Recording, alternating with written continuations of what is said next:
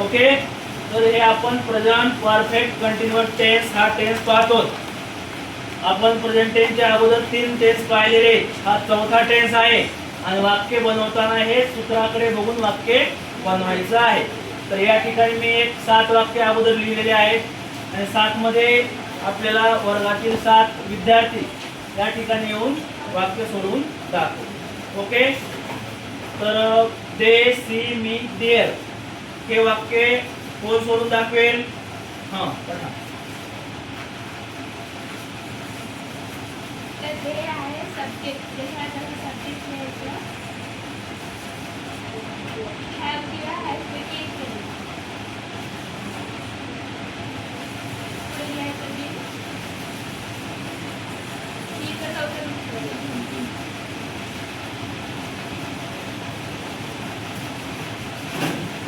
जसं आपल्याला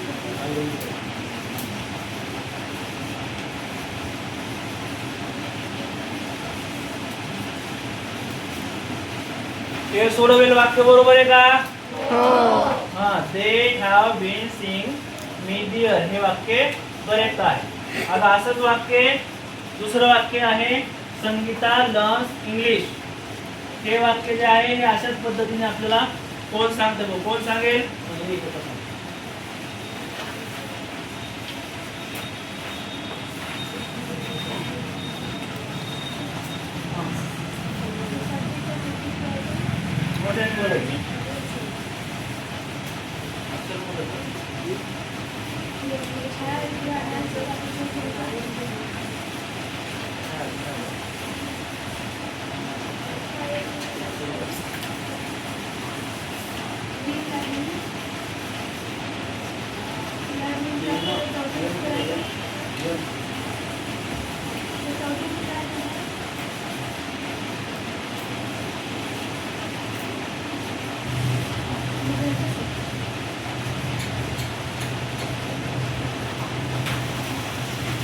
करेक्ट आहे काय वाक्य?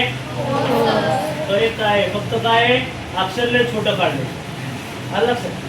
पण वाक्य बरोबर आहे. त्याच्यानंतर तिसरं वाक्य देखील कोणाला दिलं तर मी कोण सोडवेल?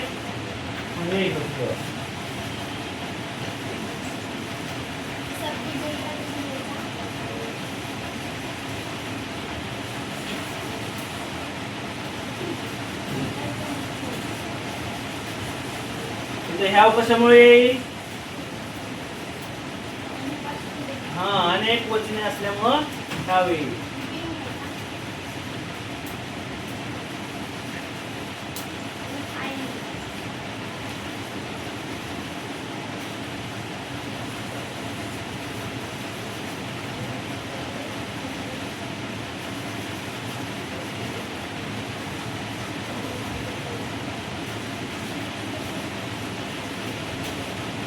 बरोबर आहे का वाक्य? मोठ्याने सांगा. Students have been decorating their classroom. त्याच्यानंतर यू प्ले चेस. कोण सांगतंय? पुरे.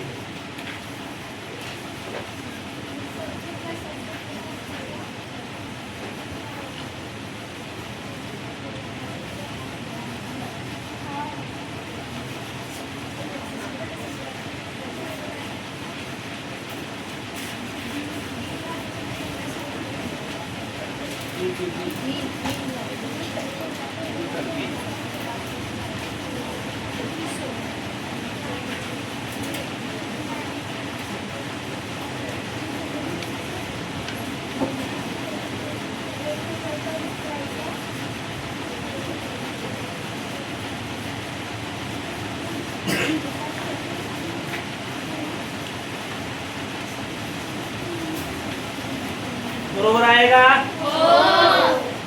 म्हणजे you play chess, you have been playing chess. याच्याशिवाय आणखी आपण इकडे 3 वाक्य दिलेले आहेत. You were dear. तर हे कोण सोडवतंय? इकडे आले. हात दुखायला.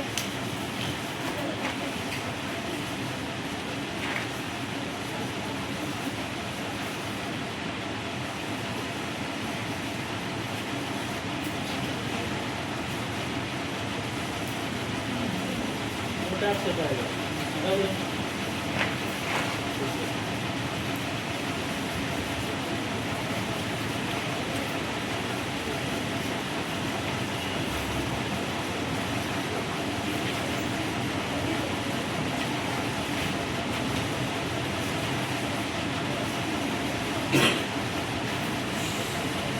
बरोबर आहे का?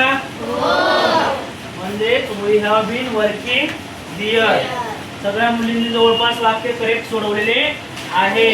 त्याच्यानंतर 6 नंबरचं सेंटेन्स आहे, यू टीच हिंदी. कडे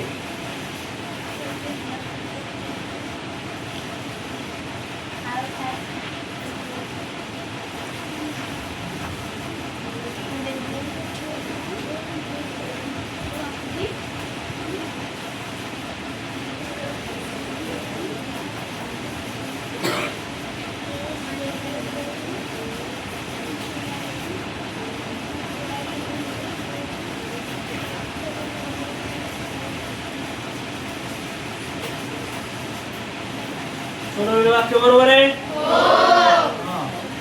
म्हणजे you have been teaching Hindi. आता हे जे आहे, they give me a pen. Okay, हे वाक्य कोण सोडवत आहे? पवार कल्याणी. चल